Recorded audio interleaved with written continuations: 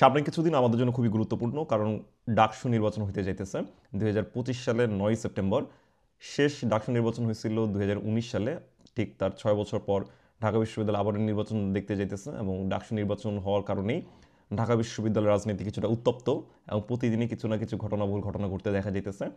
তো আজকের দিনে একটা গুরুত্বপূর্ণ ঘটনা যেটা ঘটে গেছে সেটা হইতেছে সোমবার রাতে। সেই ঘটনাটা একটু বর্ণনা করি। সেটা হচ্ছে মাহিন সরকারকে নিয়ে একটা ঘটনা। জাতীয় নাগরিক পার্টির কেন্দ্রীয় আহ্বায়ক কমিটির যুগ্ম সদস্য সচিব মাহিন সরকারকে বহিষ্কার করা হয়েছে। 18ই আগস্ট সোমবার রাতে এনসিপির এক বিজ্ঞপ্তিতে জানানো হয়, দলের আহ্বায়ক নাহিদ ইসলাম ও সদস্য সচিব আক্তার হোসেনের নির্দেশে মাহিনকে বহিষ্কার করা হয়েছে। তো যখন বহিষ্কার করা হয়েছিল তখন হইতেছে মাহিন সরকার যমুনা টিভির একটা টকশোতে উপস্থিত ছিলেন, এবং টকশোতে থাকা অবস্থাতেই তিনি হইতেছে যে তার বহিষ্কার হওয়ার সংবাদটা পান।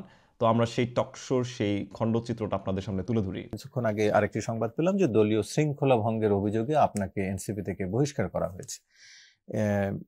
এটি নিয়ে একটু আপনার মন্তব্য জানতে চাই। প্যানেল দেয়া এটিই কি আপনার শৃঙ্খলা ভঙ্গের কারণ হিসাবে দল দেখছে, মানে আপনি প্রার্থী হওয়া সেটিকে দেখছে কিনা? দেখুন, জাতীয় নাগরিক পার্টির সাথে এটি আমার রাজনৈতিক দল। এখন আমরা দেখি যে এনসিবি সেই বিজ্ঞপ্তিতে কি বলা হয়েছে। তো এনসিবি সেই বিজ্ঞপ্তিতে ভালোভাবে খেয়াল করলে আমরা দেখব যে গুরুতর দলীয় শৃঙ্খলা ভঙ্গের কারণে জনাব মাহিন সরকারকে শপথ ও দায়িত্ব থেকে আহ্বায়ক ও সদস্য সচিবের নির্দেশক্রমে বহিষ্কার করা হলো। এখন আমরা দেখি যে গুরুতর দলীয় শৃঙ্খলা ভঙ্গের কারণটা কি। মূলত যে কারণে হইতেছে তাকে বহিষ্কার করা হয়েছে সেই জিনিসটা একটু বর্ণনা করার চেষ্টা করি, এবং ধারণা করা হইতেছে এই কারণে তাকে বহিষ্কার করা হয়েছে। এনসিপি থেকে নিষেধ করার পরেও জামালউদ্দিন মোহাম্মদ খালিদ, যিনি হইতেছেন স্বাধীন বাংলাদেশ ছাত্র সংসদের আহ্বায়ক, সেই জামালউদ্দিন খালিদের নেতৃত্বে ডিউ ফার্স্ট নামক প্যানেল থেকে জিএস পদে নির্বাচন করার জন্য মনোনয়নপত্র নিয়েছেন মাহিন সরকার। এজন্যই তাকে বহিষ্কার করা হয়েছে বলে ধারণা করা যাইতে পারে। মূলত মাহিন সরকার ডাকসু নির্বাচনে মনোনয়ন গ্রহণের আগে দলের আহ্বায়ক ও সদস্য সচিবের কাছ থেকে অনুমতি নেননি, যা দলীয় শৃঙ্খলা ভঙ্গের কারণ হিসেবে উল্লেখ করা যাইতেই পারে। তো তাকে যখন বহিষ্কার করা হলো, পরবর্তীতে রাতে তিনি হইতেছে একটা স্ট্যাটাস দেন। সেই স্ট্যাটাসটা কি সেটা আপনাদের সামনে তুলে ধরি। যেমন সেই স্ট্যাটাসে তিনি উল্লেখ করছেন যে গান পয়েন্টে 6 জন সমন্বয়কের কর্মসূচি প্রত্যাহারের পর মাহিন সরকার বলেছিল মানি না, এবং পরবর্তীতে মাহিন সরকার আরও কিছু কথাবার্তা উল্লেখ করেন। যেমন মাহিন সরকার পিলখানা হত্যাকাণ্ডের প্রেক্ষিতে ন্যায় বিচারে মাঠে নেমেছিল, কেউ আসেননি পাশে, আজকে কোনো কারণ দর্শানোর নোটিশ ছাড়াই বহিষ্কার করে দিলেন। এবং পরবর্তীতে শেষের দিকে তিনি আরও কিছু কথা উল্লেখ করেন, যেমন অন্তত আমার কথাগুলো বলার সুযোগ দেওয়া উচিত ছিল। যদি গুরুতর আর্থিক অনিয়ম কিংবা চারিত্রিক স্খলনের মতো অভিযোগ থাকে, তারপরও সংগঠন সমূহে আত্মপক্ষ সমর্থনের সুযোগ দেওয়া হয়। আমি সে সুযোগও পাইনি।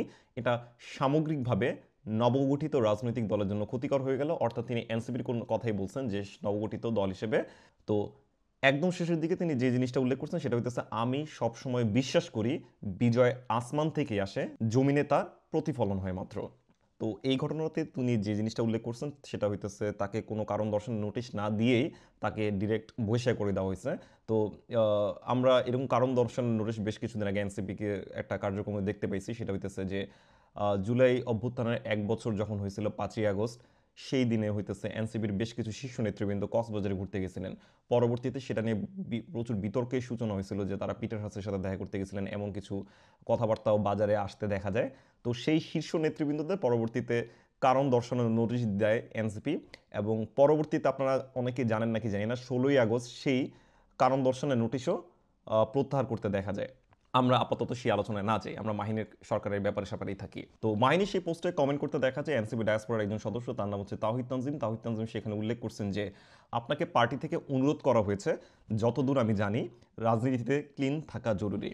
তাওহিদ তানজিমের সেই পোস্টে অবশ্য কমেন্টে রিপ্লাই দেন মোহাম্মদ রিয়াদ নামের একজন ব্যক্তি। তিনি বলেন যে যারা দলের প্রতি আনুগত্য না থাকে তাদের কি কোনোভাবে দলে রাখা উচিত, অর্থাৎ যাদের দলের প্রতি কোনো আনুগত্য নেই তাদেরকে দলে রাখা উচিত কিনা সেই ব্যাপার নিয়ে প্রশ্ন করছেন হচ্ছে মোহাম্মদ রিয়াদ। তো তার এই ঘটনার প্রতিক্রিয়ায় স্ট্যাটাস দিতে দেখা যায় আব্দুল্লাহ আল বাকিকেও। আব্দুল্লাহ হিল বাকিকে আপনারা যারা চিনে না তাদেরকে চেনা উচিত, কারণ হইতেছে তিনি হইতেছে নাহিদ আসিফ এই মানুষগুলোর সাথে খুবই অঙ্গাঙ্গিভাবে জড়িত, এবং বাংলাদেশের পলিটিক্যাল কন্ডিশন নিয়ে প্রচুর কথাবার্তা তাকে বলতে দেখা যায়। এবং মাইন সরকারের ব্যাপার স্যাপার নিয়েও তিনি তার স্ট্যাটাস দিচ্ছেন। তিনি কি বলছেন সেটা আমরা একটু খেয়াল করি।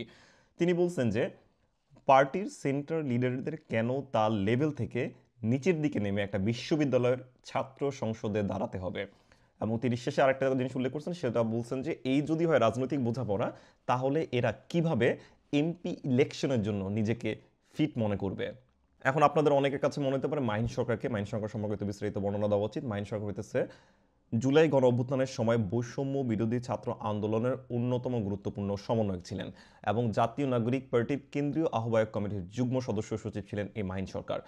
তো মাহিন সরকারের যে লোকজন বা ভাই ব্রাদার তাদের অনেকটাই হইতেছে যে বৈষম্য বিরোধী ছাত্র আন্দোলনের সাথে সমন্বয়ক। তো আমরা দেখতে পাইতেছি যে মাহিন সরকার বৈষম্য বিরোধী ছাত্র আন্দোলনের একজন অন্যতম গুরুত্বপূর্ণ সমন্বয়ক ছিলেন এবং এই সমন্বয়কদেরও কিন্তু ডাকসুতে একটা প্যানেল আছে, আপনারা জানেন নাকি জানি না। সেই প্যানেলটার নাম হইতেছে বৈষম্য বিরোধী শিক্ষার্থী সংসদ এবং তাদের সংগঠনটা হইতেছে গণতান্ত্রিক ছাত্র সংসদ। এবং বৈষম্য বিরোধী শিক্ষার্থী সংসদ প্যানেলে গণতান্ত্রিক ছাত্র সংসদের ঢাকা বিশ্ববিদ্যালয়ের শাখার আহ্বায়ক আব্দুল কাদেরকে ভিপি এবং কেন্দ্রীয় কমিটির আহ্বায়ক আবু বকর মজুমদারকে জিএস এবং মুখপাত্র আশরাফে খাতুনকে সহ সাধারণ সম্পাদক পদে মনোনয়ন দেওয়া হয়েছে।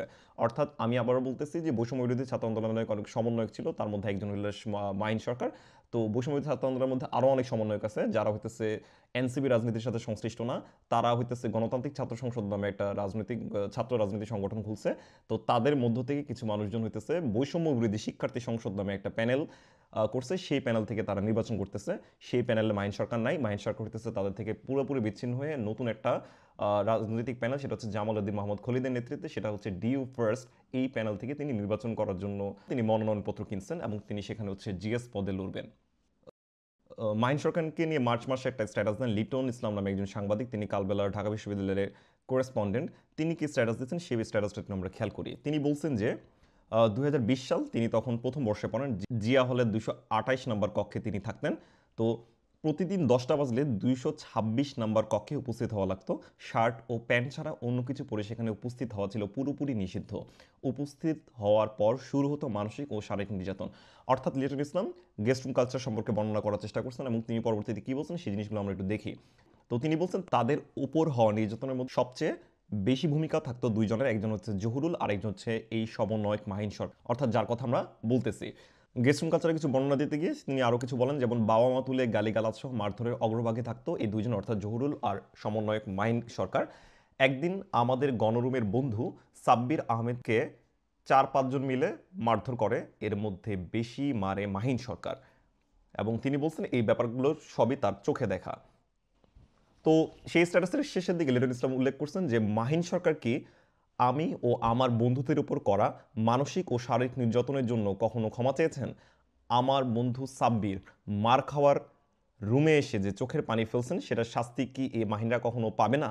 তো লিটন ইসলামের এই স্ট্যাটাসটা ভালোই ভাইরাল হয়েছিল এবং এখান থেকে আমরা বুঝতে পারতেছি গেস্ট রুম কালচারে যে নির্যাতন করার যে চিত্র আমরা দেখতে পাই সেটার সাথে মাহিন সরকার কিছুটা হলেও জড়িত ছিলেন বলে তার এই স্টেটমেন্ট দেখে আমরা বুঝতে পারি।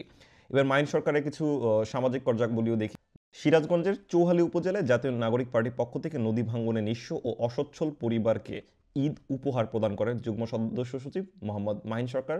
সেটা হইতেছে 6 জুন 2025-এ।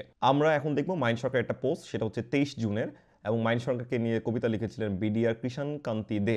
সেই কবিতাটা মাহিন সরকার ফেসবুকে পোস্টও দিয়েছিলেন। তো মাহিন সরকারের কবিতার কিছু লাইন দিয়ে আজকের এই ভিডিওটা শেষ করি। সেই কবিতার কটি লাইন হচ্ছে, মাহিন নামের ভাইটি আমার আছে ছিল থাকবে, যার চোখে মুখে শুধু বাংলাদেশ, একদিন বিশ্বে গোলাপ হয়ে ফুটবে।